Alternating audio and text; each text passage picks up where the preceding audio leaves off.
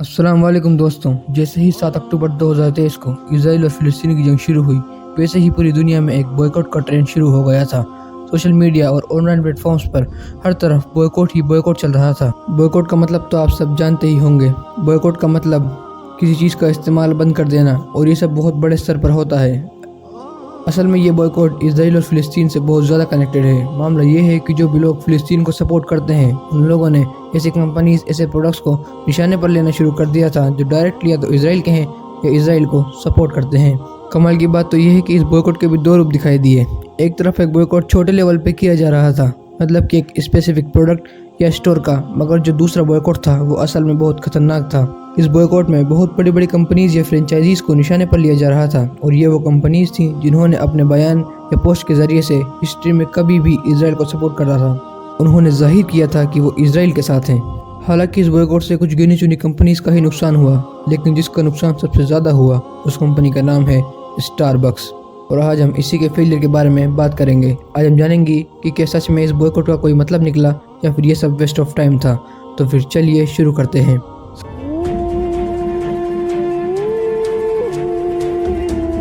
सबसे पहले हम सबसे ज़्यादा लॉस झेलने वाली कंपनी स्टारबक्स के बारे में बात करते हैं। स्टारबक्स एक बहुत बड़ी कंपनी है दोस्तों। ये एक अमेरिकन कंपनी है। ये दुनिया की सबसे बड़ी कॉफ़ी सेलिंग कंपनी है। ये कॉफ़ी बनाती है, और कॉफ़ी लवर्स को तो पता ही होगा कि ये कितनी बड़ी है। लेकिन दोस्तों, इतनी मशहूर कंपनी के दिन आजकल ख़राब चल रहे हैं। एक्सपर्ट का कहना है कि शायद स्टारबक्स अब कभी भी दोबारा अपने उस दौर तक नहीं पहुंच पाएगी कि वो बहुत ज़्यादा अमीर हुआ करती थी, और शायद इसका नामो निशान ही मिट जाए। अगर हम बात करें उस गलती की कि जिससे इसका ये हाल हुआ, तो चलिए वो भी जान ही लेते हैं।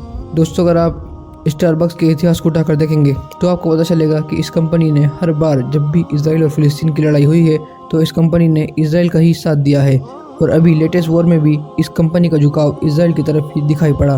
दोस्तों, ज़्यादातर इजरायली और अमेरिकन कंपनीज की तरह इसका बॉयकॉट भी शुरुआती दौर में ही शुरू हो गया था, मतलब कि जंग के फौरन बाद ही शुरू हो गया था।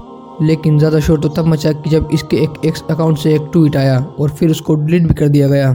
असल में दोस्तों, ये कमेंट एक स्टारबक्स के यूनियन ने किया था।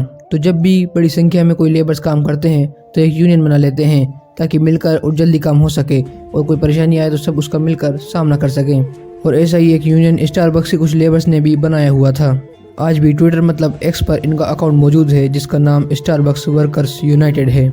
मज़ेदार बात तो ये है कि खुद स्टारबक्स भी इस ग्रुप को मान्यता नहीं देता, बल्कि वो तो इसको अपोज करता है। हालत तो ये है कि दोनों ने एक दूसरे के खिलाफ केस वगैरह भी कर रखे हैं।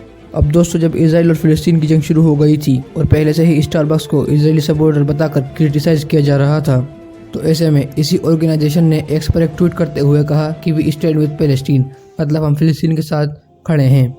लेकिन जब ये बात स्टारबक्स के दिग्गजों को पता चला तो वो काफ़ी नाराज़ हुए, और केस वगैरह तो चलता ही रहता था। उन्होंने इस ऑर्गेनाइजेशन से कहा कि तुम इतने नाजुक मामले पर हमारे नाम से कमेंट कैसे कर सकते हो, तुम्हें इसका कोई हक नहीं। और आखिरकार उन्होंने धमकी देकर इस ट्वीट को एक्स से डिलीट करवा ही दिया। लेकिन दोस्तों, जब पब्लिक को ये बात पता चली तो फिर क्या था, सब लोग समझ गए थे कि स्टारबक्स क्या चाहता है, और स्टारबक्स इतने बड़े लेवल का बॉयकॉट देखने को मिला जितना किसी का भी नहीं मिला। बहुत लोगों ने इसकी कॉफ़ी पीना हमेशा के लिए बंद कर दिया था, क्योंकि जाहिर सी बात है, जो भी स्टारबक्स की कॉफ़ी पिएगा उसके हाथ इनडायरेक्टली खून से रंगे होंगे। चलिए ये भी जान लेते हैं कि इतने बड़े बॉयकॉट से स्टारबक्स का कितना नुकसान हुआ। तो इस सवाल का जवाब अब हमारे पास है। इसका जवाब है $11 बिलियन। जी हाँ, ये इतना बड़ा नंबर है कि कई पॉपुलर कंपनीज की तो इतनी टोटल नेटवर्थ भी नहीं होती, और खुद ये स्टारबक्स का ये 10% है। ज़रा सोचिए, एकदम से पूरी की पूरी 10% कंपनी ख़त्म हो जाना, और ये नंबर दिन ब दिन बढ़ता ही जा रहा है। हालत तो ये है कि इजिप्ट, सीरिया, जॉर्डन और लगभग पूरे के पूरे मिडिल ईस्ट में इस कंपनी को अपने वर्कर्स को नौकरी से निकालना पड़ा। कई शॉप्स बंद हो गई और हालत बद से बदतर होती ही जा रही है। जैसा कि मैंने आपको पहले बताया, कई दिग्गजों का कहना है कि शायद ये कंपनी का नामो निशान ही मिट जाए। तो दोस्तों, ये था स्टारबक्स का बॉयकॉट। लेकिन दोस्तों, एक और कंपनी है जिसका बहुत बड़े स्तर पर बॉयकॉट देखने को मिला, और उस कंपनी का नाम है मैकडोनल्ड्स। कभी न कभी आपने अपनी ज़िंदगी में इस कंपनी का नाम तो ज़रूर सुना होगा। असल में ये कंपनी फास्ट फूड बेचती है, और स्टारबक्स की तरह ये भी बहुत बड़ी कंपनी है। असल में मामला ये है कि इस कंपनी का जो आउटलेट इसराइल में मौजूद है, उसने ये कमेंट करके जाहिर किया कि वो लोग इसराइली सोल्जर्स को फ्री में खाना बांटेंगे, मतलब कि जो सिपाही मासूम बच्चों को कत्ल करते हैं उनको फ्री में खाना बांटेंगे। और फिर इसका बॉयकॉट भी होना शुरू हो गया। हालांकि बाद में इस कंपनी ने अपने आप को बचाने की बहुत कोशिश की और कहा कि हमने ऐसा नहीं कहा, बल्कि जो आउटलेट हमारा इसराइल में मौजूद है उसने ऐसा कहा है। लेकिन अब क्या फ़ायदा। पब्लिक को पता चल चुका था कि आखिर मैकडोनल्ड्स क्या चाहता है और इसका बॉयकॉट भी बहुत बड़े लेवल पर देखने को मिला। तो दोस्तों ये थी आज की वीडियो। आज हमने जाना कि कैसे इन दो बड़ी बड़ी कंपनीज को पब्लिक ने घुटने पिला दिया। जो कंपनी पब्लिक की वजह से बहुत बड़े लेवल पर पहुंची थी उन्हें ही पब्लिक ने घुटने पिला दिया। और आज हमने असल पब्लिक पावर के बारे में जान लिया। तो आज की वीडियो में बस इतना ही। अगर आपको वीडियो अच्छी लगी तो वीडियो को लाइक कीजिए, चैनल को सब्सक्राइब कीजिए, अपने दोस्तों रिश्तेदारों में इस वीडियो को ज़रूर शेयर कीजिए और अगली वीडियो का प्लीज़ वेट कीजिए। अस्सलाम वालेकुम।